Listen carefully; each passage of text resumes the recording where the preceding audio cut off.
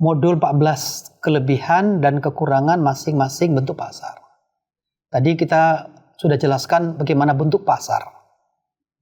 Ada pasar persaingan sempurna, pasar monopoli, oligopoli, dan pasar monopolistik. Sekarang apa kelebihan dan kekurangan?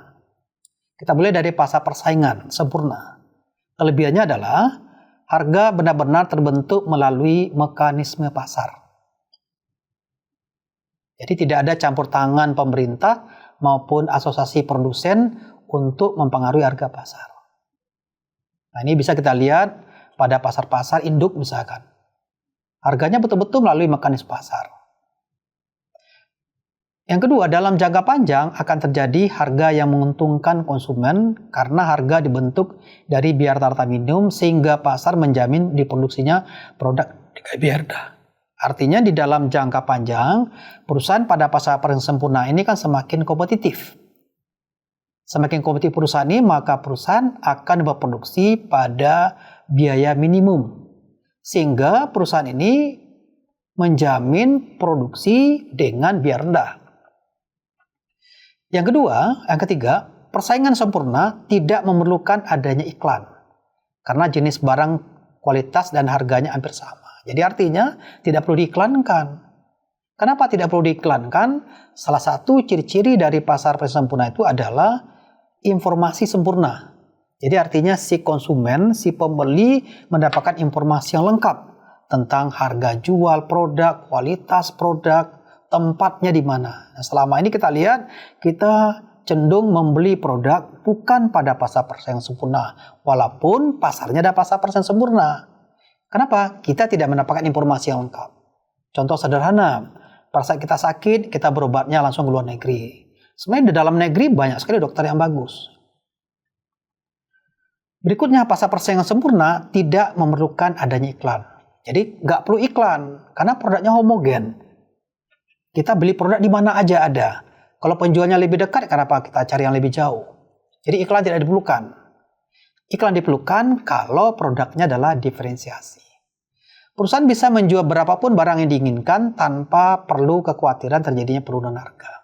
Kenapa? Karena betul-betul harga ditetapkan berdasarkan harga minimum. Jadi artinya perusahaan dapat menjual berapapun produk. Kenapa? Semua perusahaan juga menghasilkan produk dengan biaya terendah. Jadi harga produk mereka sama. Jadi nggak perlu takut bagi perusahaan adalah untuk meningkatkan output. Konflik kepentingan individu dan masyarakat hampir dikatakan tidak ada. Itu kelebihan. Di samping kelebihan ada kekurangan.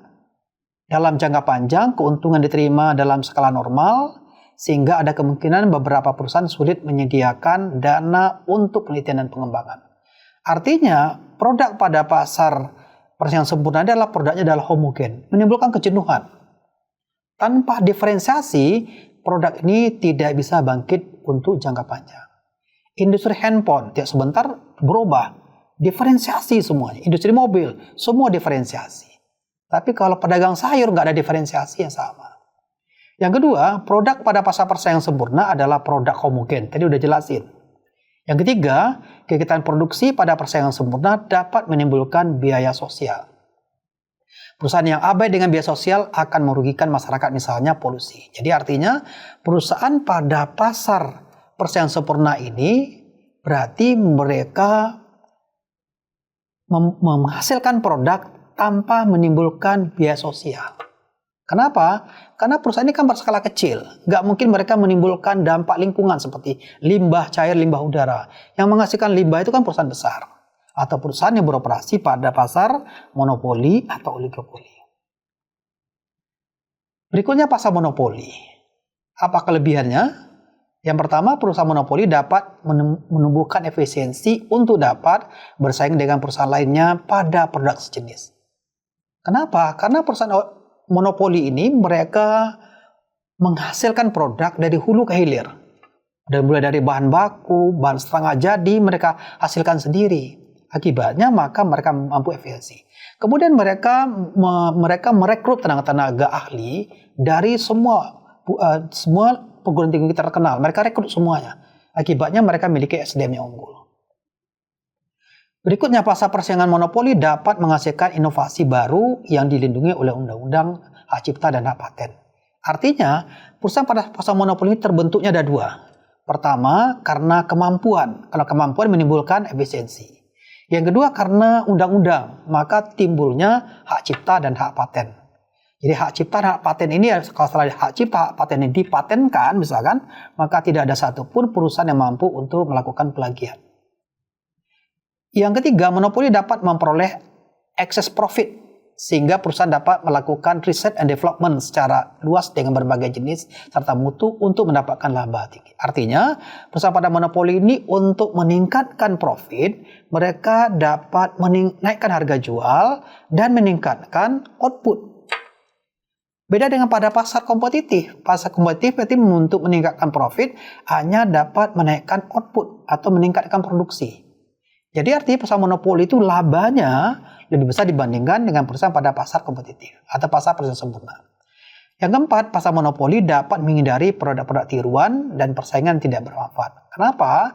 Karena pasar monopoli itu produknya adalah non-substitusi. Berarti produknya adalah produk khusus, tidak ada substitusinya. Di samping kelebihan, monopoli ini memiliki kekurangan. Karena produsen sebagai price maker, jadi sebagai penentu harga produk yang ditetapkan cenderung tinggi, akibatnya merugikan konsumen. Yang kedua, jumlah produk di pasar sangat tergantung dari produsen. Jadi kalau produsennya memproduksi, melimpahkan produk di pasar dalam jumlah yang berlebih, maka berarti jumlah produknya berlimpah. Tapi kalau tidak, menimbulkan kelangkaan. Kita ambil contoh misalkan, kalau industri minyak goreng yang kemarin ini berarti mengalami kenaikan harga karena merupakan adalah produk homogen. Mereka membentuk membangun sebuah kartel.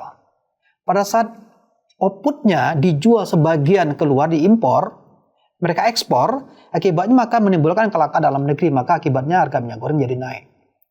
Yang ketiga, cenderung terjadi pemborosan penggunaan sumber daya ekonomi. Karena mereka menguasai sumber daya ekonomi, maka timbul jadi pemborosan. Kemudian pasar monopoli dapat mengakibatkan penyalahgunaan kekuatan ekonomi. Karena pasar monopoli merupakan satu-satunya perusahaan menguasai pasar, mereka dapat menyalahgunakan kekuatan ekonomi. Artinya mereka bukan hanya bermain di ekonomi, tapi juga bermain mereka di politik dan sebagainya. Ini sebagai contoh, sebagian besar partai politik di Amerika Serikat dikuasai oleh para ekonom-ekonom atau para perusahaan-perusahaan besar atau para taipan. Berikutnya, dalam jangka panjang, produsen monopoli cenderung mendapatkan keuntungan berlebih. Sementara produsen yang berada pada persaingan sempurna hanya memperoleh keuntungan normal. Jadi artinya, dalam jangka panjang, perusahaan monopoli ini akan selalu memperoleh laba lebih dibandingkan pada pasar persaingan sempurna. Pada pasar persaingan sempurna ini dalam jangka panjang, perusahaan hanya memperoleh keuntungan normal. Atau disebut dengan balik modal. Kenapa balik modal? Produknya sudah jenuh, orang tidak mau membeli lagi. Pada pasar monopoli sering terjadi eksploitasi baik terhadap konsumen maupun pemilik faktor produksi. Ini bukan merupakan suatu rahasia umum lagi, bahwa kecenderungan eksploitasi tenaga kerja, eksploitasi faktor produksi dikuasai oleh pasar monopoli. Maka di sini perlu kontrol pemerintah terhadap pasar monopoli. Yang ketiga, pasar oligopoli. Pasar oligopoli juga ada memiliki kelebihan dan juga ada kekurangan. Kelebihannya pertama, produsen pada pasar oligopoli ada kecenderungan persaingan harga dan non harga. Tadi sudah kita jelaskan. Perusahaan pada pasar oligopoli ini persaingan harga dan persaingan non harga. Kalau persaingan harga, kalau produknya adalah produk homogen. Tapi kalau non harga, mereka produknya diferensiasi. Sebagai perusahaan besar, oligopolis atau oligopoli umumnya mempunyai dana untuk penelitian dan pengembangan. Mereka perusahaan besar. Nah, apabila produknya misalkan diferensiasi, mereka selalu melakukan penelitian dan pengembangan. Banyak sekali contohnya di sini kita lihat. Kelemahan, cenderung terjadi pemborosan penggunaan sumber daya ekonomi sama dengan perusahaan pada pasar oligopoli, pasar monopoli. Kenapa? Karena produsen tidak beroperasi pada biaya rata-rata minimum. Kalau pada pasar persaingan sempurna, perusahaan beroperasi pada biaya rata-rata minimum. Tapi pada pasar monopoli tidak. Mereka cenderung menekan ongkos produksi dan menaikkan harga jual. Selisih harga jual dengan ongkos produksi adalah merupakan keuntungan yang dinikmati oleh perusahaan pada pasar ini. Berikutnya, timbul ketidakadilan, di mana dalam jangka panjang produsen oligopoli cenderung mendapatkan keuntungan berlebih, sementara produsen pada pasar tradisional tidak. Saya dijelaskan, sering terjadi eksploitasi baik terhadap konsumen maupun produsen, udah oke. Terakhir, pasar monopolistik. Jadi kita jelaskan ada 4 pasar, pasar persaingan sempurna, pasar monopoli, pasar oligopoli, dan monopolistik. Pasar monopoli tidak sama dengan pasar monopolistik, hanya beda tiknya doang. Kebaikannya, menghasilkan barang berbeda corak, artinya barangnya diferensiasi. Tapi bisa juga menghasilkan produk-produk homogen. Oke, sekian. Terima kasih atas perhatiannya. Dan nanti kita lanjutkan pada modul berikutnya.